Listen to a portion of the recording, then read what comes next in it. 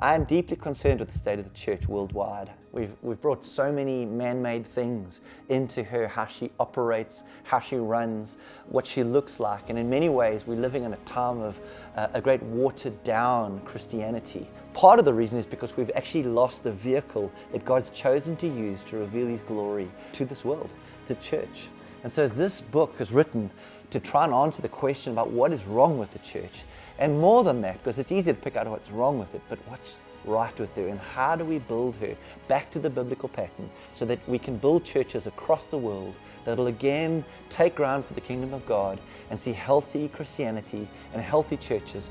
It'll give you handles to see what Jesus wants His church to look like. The book will be available on Amazon and Kindle. Make sure you get a copy.